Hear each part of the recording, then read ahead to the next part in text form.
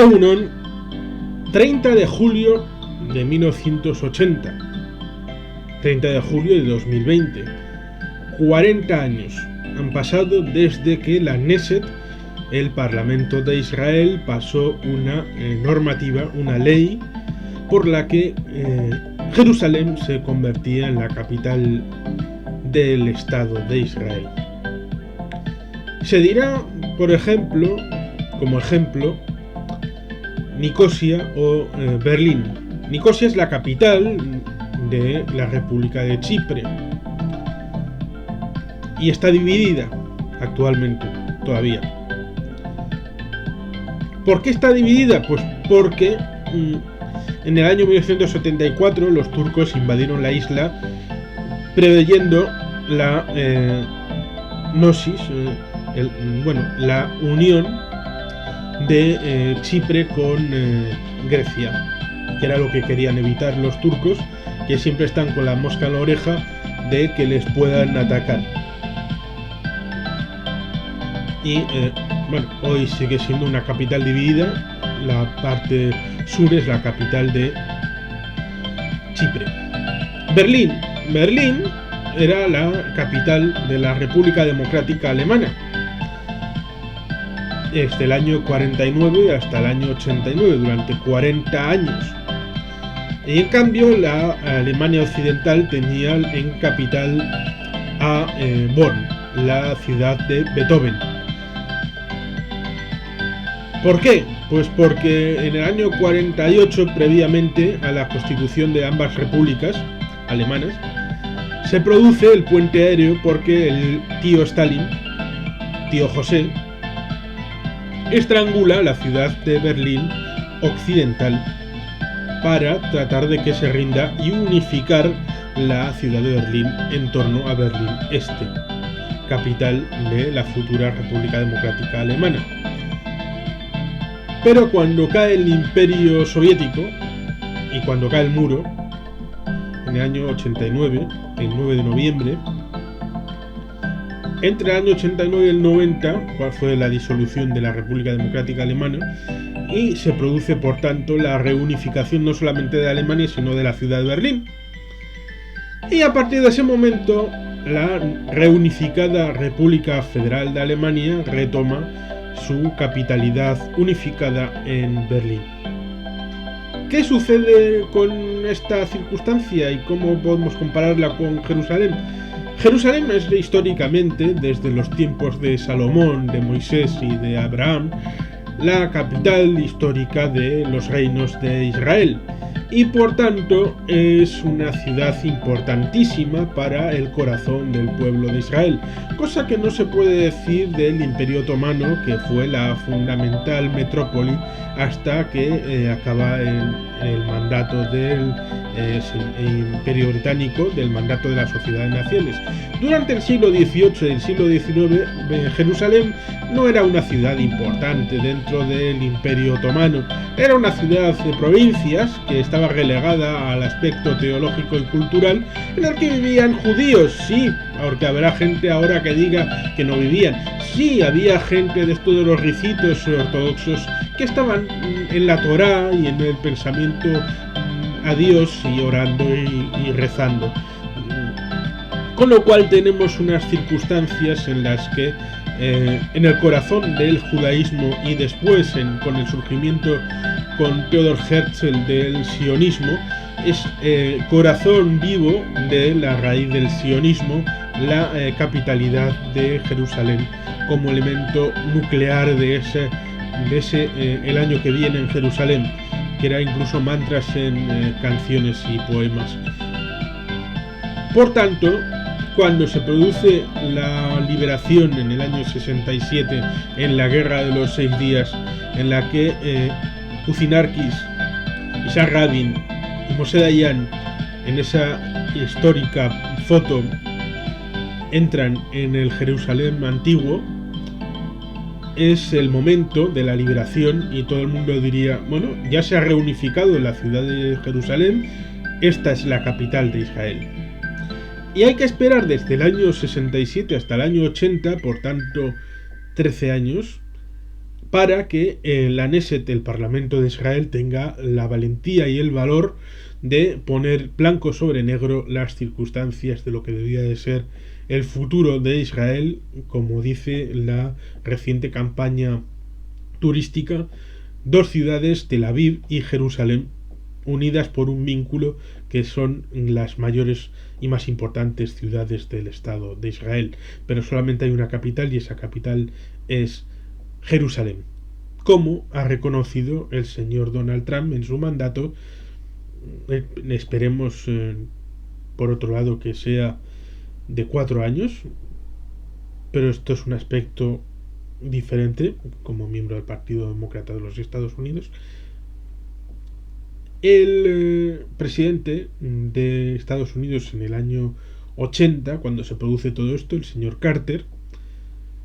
pacifista y todo aquello, pues bueno, desde en ese momento se dice que no se metió en ninguna guerra, ni bueno, pues,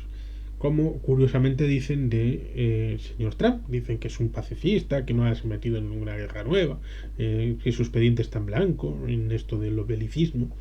Pues en el año 80 la ONU hizo una resolución y una proclamación por la que se pedía la retirada de cualquier legación diplomática con carácter de embajada de la ciudad de Jerusalén y sea trasladada a la ciudad de Tel Aviv. Bien, el señor Arafat, presunto corrupto y presunto otras cosas muchas, que mejor no decir porque no están probadas, pero lo de la presunta corrupción es indiciariamente plausible, pues tenía el objetivo de convertir Jerusalén Este en capital de su Estado palestino, que bajo mi punto de vista el Estado palestino, basándome en el acuerdo Faisal-Weizmann del año 1921, existe y actualmente se llama Jordania. Pero una vez hecho esto, el señor Arafat quería mirarse en el espejo de la República Democrática Alemana, diciendo que su capital, Jerusalén Este, es la capital del conjunto de los palestinos. Y al estilo alemán pretendía no solamente que Jerusalén Este fuera la capital del Estado palestino, sino negar a los israelíes la capitalidad siquiera de Jerusalén Oeste, enviándoles de capital a Tel Aviv. Lo curioso es que esto, que pudiera parecer razonable, bueno, pues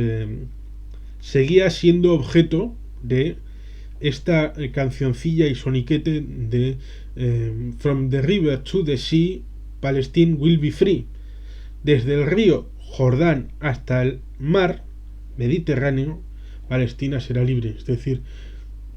alguien como Yasser Arafat o la OLP, que fueron absolutamente incapaces hasta después del fracaso de la intifada del año 87 de asumir la resolución de la ONU de la 242 del año 67 acerca de los límites en los que se establece el armisticio después de la guerra de los 6 días, que pasan 20 años y es incapaz de reconocerlo, salvo en el momento en el que se reconoce que no hay posibilidades ni bélicas, ni de los vecinos, ni de nada, de doblegar al Estado de Israel. Esa persona es la que quiere doblegar nuevamente a través de la diplomacia internacional para que no solamente la capital de Palestina sea Jerusalén Este, sino que los palestinos vean como en Jerusalén Oeste no hay ninguna capital de nada, porque a poder ser se envíe la capital de Israel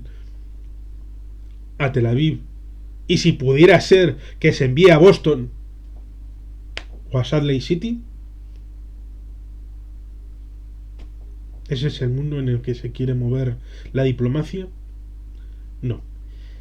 Hace 40 años que la capital de Jerusalén es reconocida por la Knesset. Actualmente ningún Estado árabe ha promovido ninguna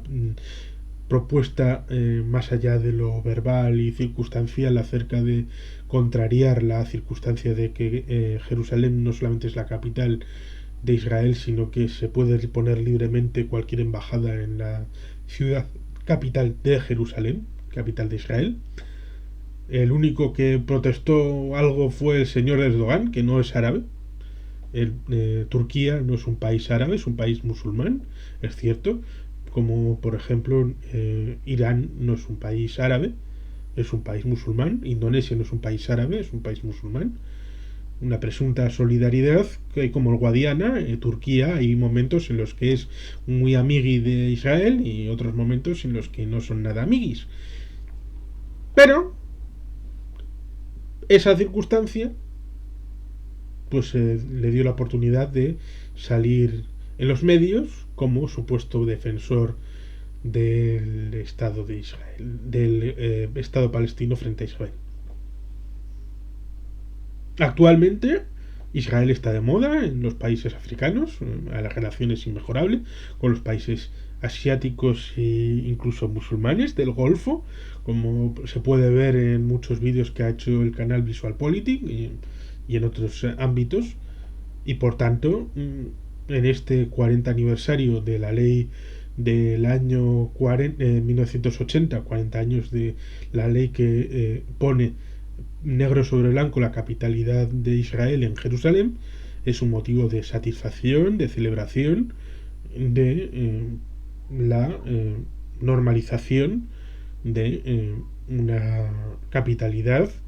que debe ser proyectada hacia el futuro como un elemento vibrante de progreso para una ciudad que debe aunar la tradición con la modernidad y, como ha sido en los últimos 40 años el propio Estado de Israel, que se ha convertido en una startup nation, una nación startup con empresas tecnológicas que se han ido desarrollando a partir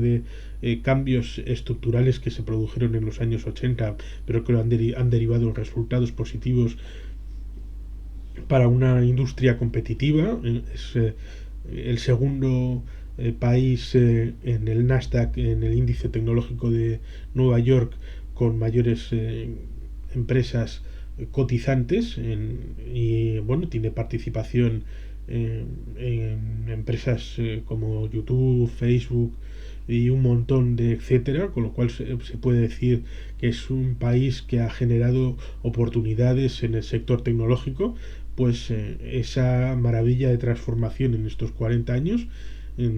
no solamente debe ser para el propio Estado, sino también para la ciudad de Jerusalén y para el conjunto de sus ciudadanos, cosa que sin duda se merecen en un momento de paz y prosperidad, y que bueno, pues esa implicación celebre unos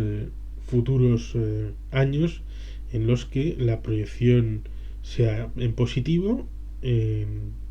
crecimiento, y que el nubarrón actualmente existente del bicho pues no sea óbice para que esta proyección futura sea una realidad más pronto que tarde. Sin más, Shalom, Eskerrik asko, Agur Berobat, Beti Helpian.